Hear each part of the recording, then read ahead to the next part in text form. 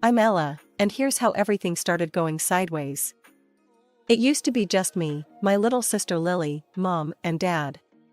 Life was ordinary, nothing flashy, but it was ours. Dad worked fixing cars, and Mom was a librarian until her friend, Janet, talked her into one of those personal growth workshops. It didn't take long for that to flip everything upside down. I remember the evening it all changed. We were sitting around the dinner table, a mix of laughter and the clinking of dishes filling the room. Dad had just cracked a joke about his day at the shop when Mom dropped her news.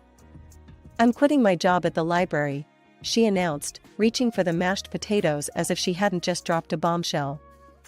Dad paused, his fork halfway to his mouth. "Quit? Why the hell would you quit now, Karen?" Mom's eyes lit up with that scary kind of excitement. "I met some people at the seminar. They're into stock trading, real estate, all sorts of investments that could make us real money, not just pennies." "You're talking about gambling with our savings, Karen. That seminar's messing with your head," Dad snapped, his voice a mix of worry and anger. "It's not gambling, Tom. It's about taking risks to move forward.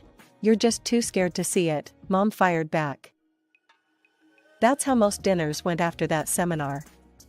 Mom chasing dreams of big bucks, and Dad trying to pull her back to reality. Their arguments got louder, rougher, and nothing like the parents I knew. One day, I came home from school to find Mom at the kitchen table, papers and her laptop spread out like she was plotting a takeover. "Hey, Mom, what's all this?" I asked, dropping my backpack. "It's my future, Elle. I'm done living paycheck to paycheck. It's time we live like the rich," she replied without looking up. "I've invested some money in a promising stock. And tomorrow, I'm meeting with a group about a real estate venture. It's all going to change for us, you'll see." I wanted to believe her, really. But it felt like we were stepping onto a roller coaster without any safety harnesses.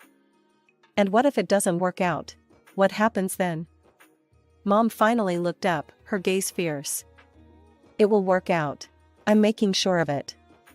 Days turned into weeks, and the tension didn't let up. Dad hated the gambling, he called it that no matter what fancy name Mom gave it. I'd hear them at night, their voices raised in another heated debate. "You're throwing away everything we've worked for, Karen. Those schemes are nothing but money pits. And you're just too chicken to seize a real opportunity, Tom. I'm trying to build something bigger here, and I don't need your negativity." Arguments between Mom and Dad were daily events, each more heated than the last. The stakes kept getting higher, and so did the tension. It was like living on a ticking time bomb, waiting for it to blow. One Thursday night, the air in the kitchen was thick enough to cut with a knife. Dad had just discovered Mom pulled a hefty sum from their joint savings account.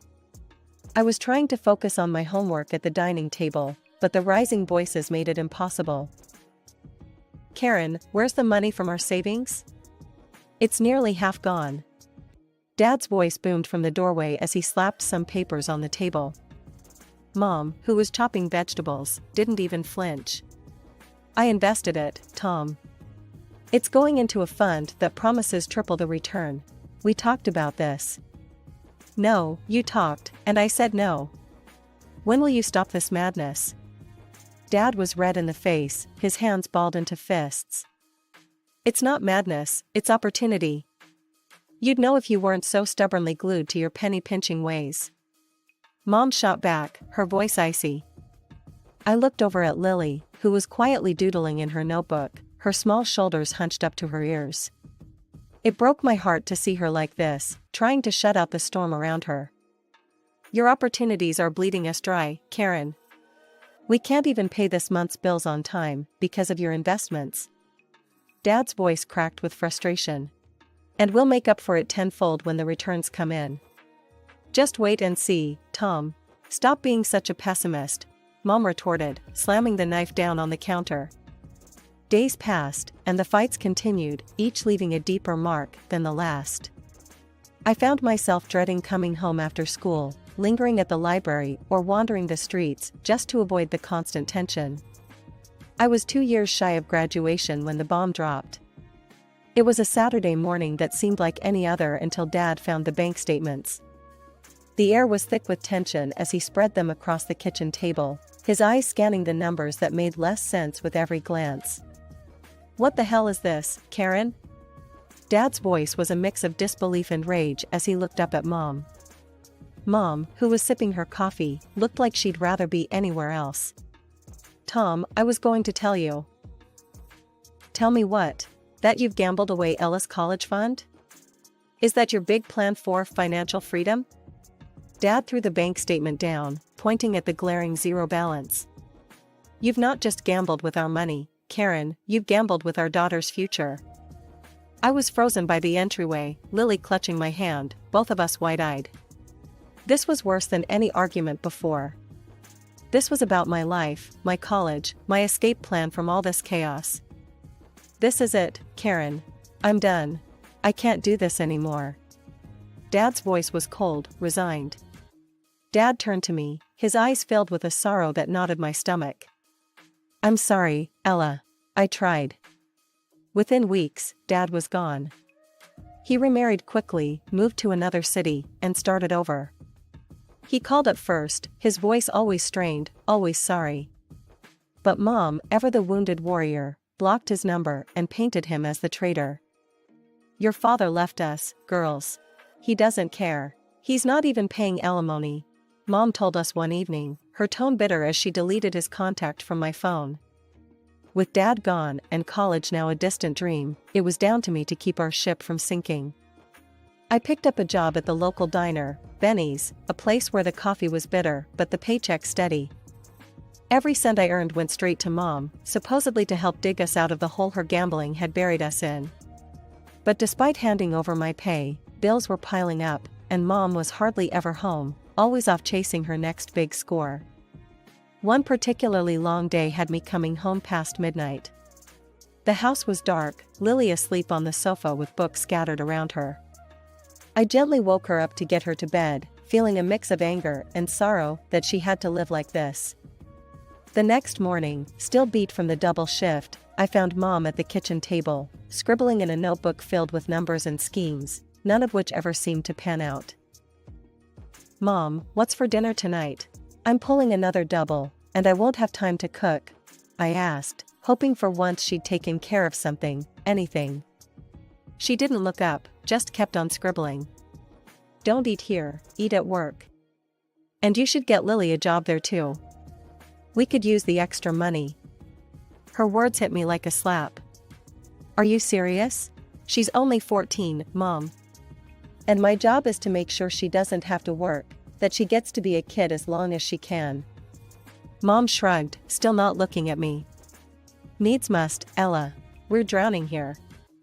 That evening, after my shift, I spotted Mom outside a flashy new casino downtown.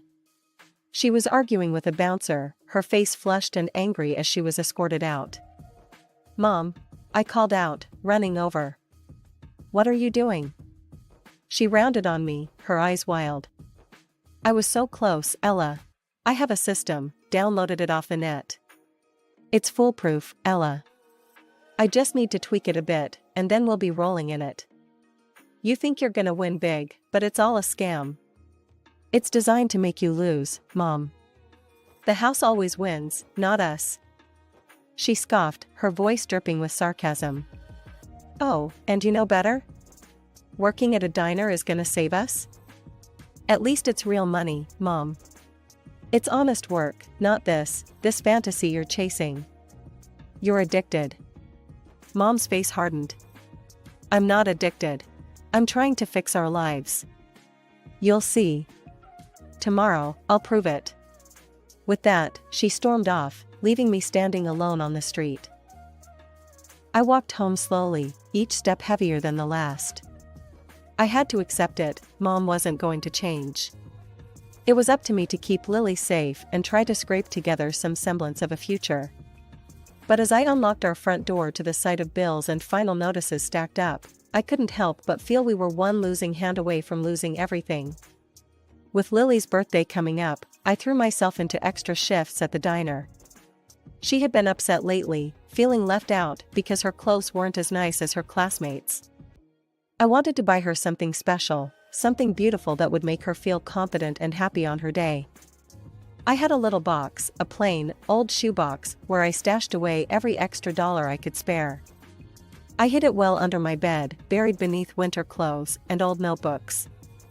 It was supposed to be a surprise, a good surprise, not like the ones Mom kept springing on us. 2 days before Lily's birthday, while I was at work, I got a frantic text from her. It just read, "Come home now, it's Mom." My stomach dropped.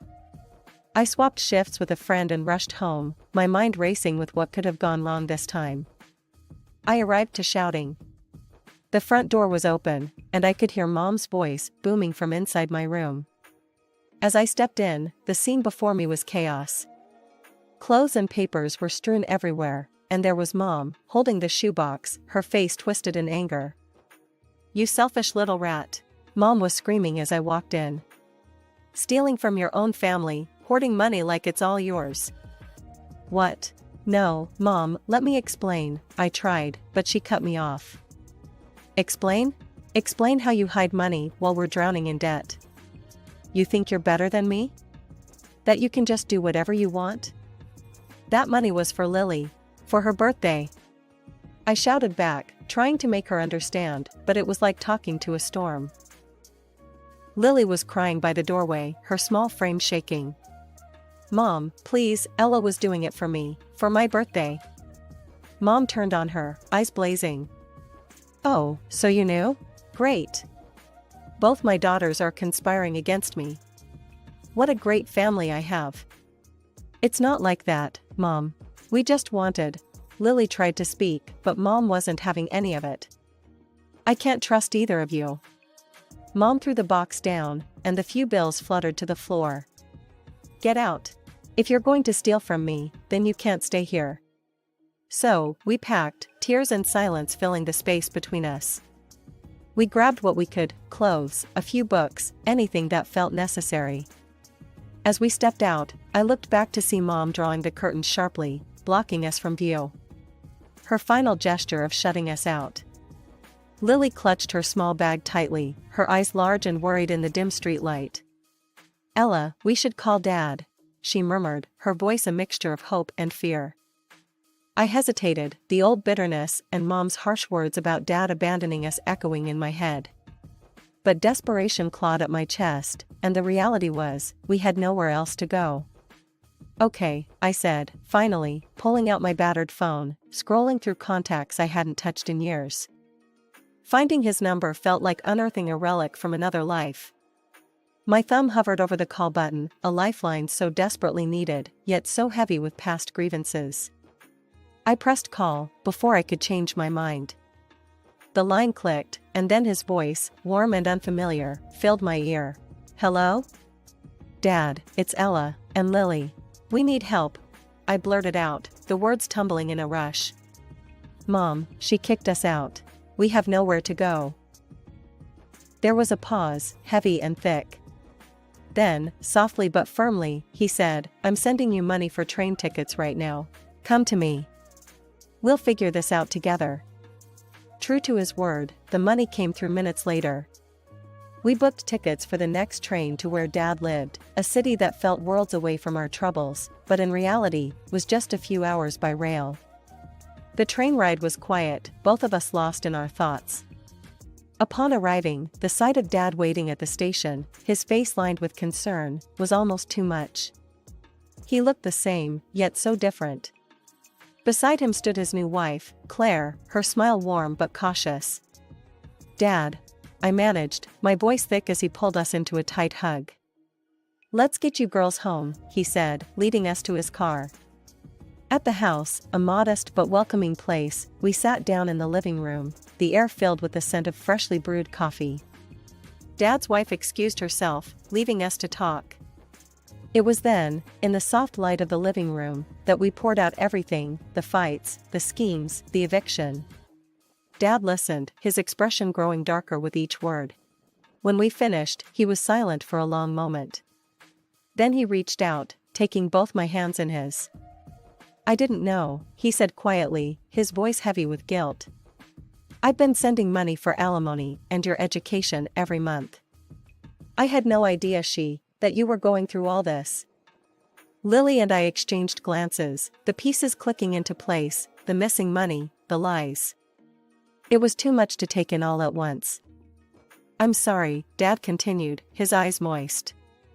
I should have seen through it. I should have been there. It's not your fault, Dad, I said, feeling the weight lift slightly with each word spoken. We're here now. That's what matters.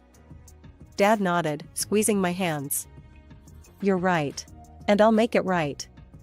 Ella, we'll get you enrolled in college. And Lily, there's a great school just a few blocks from here. You'll like it, I promise. The relief was palpable, both of us letting out breaths we hadn't realized we'd been holding. Lily leaned forward, wrapping her arms around Dad in a fierce hug. I joined in, and for a moment, the world didn't seem so cold and harsh. The next morning, gathered around the breakfast table in Dad's kitchen, the sunlight spilled over like a promise. Claire, who I learned was a lawyer, brewed coffee while chatting about the local school system, her voice smooth and reassuring. So, you girls will be needing some guidance, Claire began, pouring herself a cup. Your father's told me everything, and I want you to know I'm here to help, legally, personally, whatever you need. Lily, munching on her toast, looked up with a hopeful glance. Does that mean you can stop Mom from? Her voice trailed off, but the question hung in the air, heavy and fraught with past pains. Claire set down her coffee, her expression serious yet kind. Yes, Lily. I'm going to make sure she can't pull you back into that mess. We're filing for full custody and ensuring the alimony will no longer fall into unreliable hands. The conversation shifted to lighter topics, plans for the school year, and my college prep. I had started reading again, dusting off old textbooks and filling my head with knowledge that had nothing to do with survival. It felt strange, yet exhilarating. Lily got enrolled in a nearby school and, with Claire's help, started in fresh, new clothes that made her beam with confidence each morning she set off. 3 months after our world turned upside down, while I was deep in a study session, my phone rang. Seeing Mom's number flash on the screen churned my stomach. Ella? Mom's voice was shrill, frantic. They took her from me, Ella. They say I can't be Lily's mother anymore. And they want the alimony back, the money they claim I stole. Her words, once capable of manipulating my emotions, now fell flat, filtered through the clarity of distance and truth. Mom, you did take that money. Money that was meant for us, for our future. You used us. Mom's voice turned harsh, venomous. Ungrateful girl. You come back here and work, pay off these debts. It's the least you owe me. I felt the old pull, the trained instinct to soothe, to placate. But I wasn't that person anymore. No, Mom. I don't owe you anything.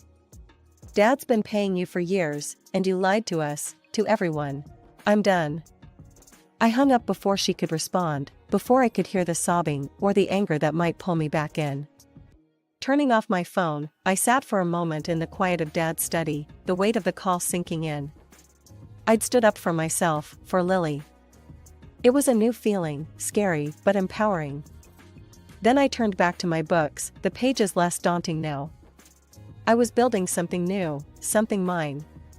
The past would always be a part of me, but it would not define my future, not anymore. As Dad had promised, he supported me through college, covering tuition so I could focus on my studies without the crushing weight of debt. Yet, despite the financial safety net he provided, old habits die hard. I couldn't shake off the need to support myself. I picked up a part-time job at a local cafe, balancing work with my courses. It felt good, earning my keep, keeping busy. Claire, Dad's wife, turned out to be more than just a steely lawyer. She became the family anchor we didn't know we were missing. For Lily, she was there at every school event, clapping louder than anyone. For me, she showed up at my college, attending every significant ceremony. One evening, as we sat around the dinner table, I couldn't help but express my gratitude. Claire, I don't know how to thank you. You've been there for every parent-teacher meeting, every recital. It means the world to us. Claire smiled, passing me the salad. It's no big deal, Ella. You girls are my family now.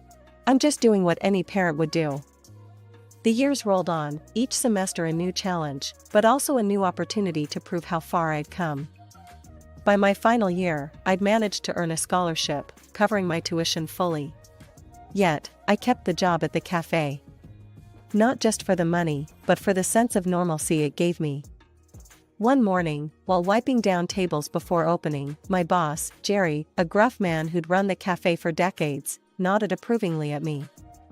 You're one of the good ones, Ella. Always pushing, always striving. Proud to have you here. Thanks, Jerry. It's been good for me, you know? Keeps me grounded. Graduation day arrived quicker than I had anticipated. As I stood there, cap and gown fluttering slightly in the spring breeze, I saw them, Dad, Claire, and Lily, their faces alight with pride and joy.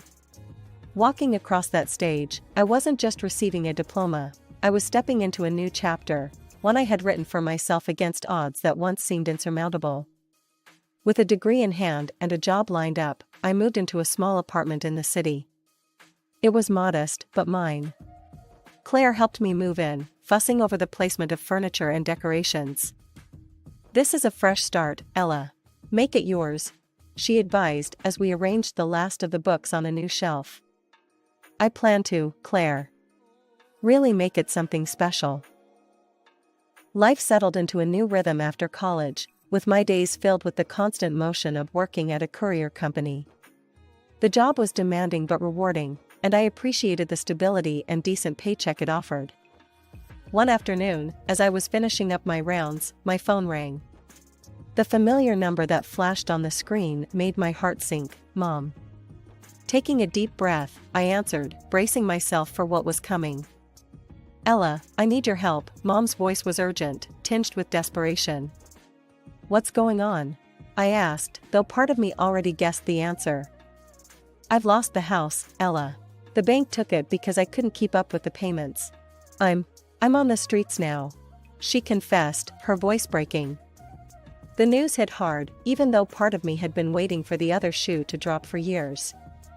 Mom, I'm sorry to hear that, but I just need some money to get back on my feet, to cover my debts. You can help me, can't you? Her voice was pleading now, the familiar cadence of manipulation threading through her words. I paused, the weight of our past and her choices pressing down on me. Mom, I can help you get treatment for your gambling. That's what you need, not more money to chase your losses. Her response was immediate and visceral, laced with anger. You ungrateful brat. After all I've done for you, you'd let your own mother live on the streets? Mom, that's not fair, and you know it. I'm offering real help. Please, take it. My voice was firm, the years of being manipulated hardening me to her guilt trips. She cursed, venom pouring through the line, every word sharper than the last. I held the phone away from my ear, her fury a stark reminder of why we'd drifted so far apart. Finally, I spoke, my own voice calm but resolute. I'm sorry you feel that way, Mom. I hope one day you'll get the help you need.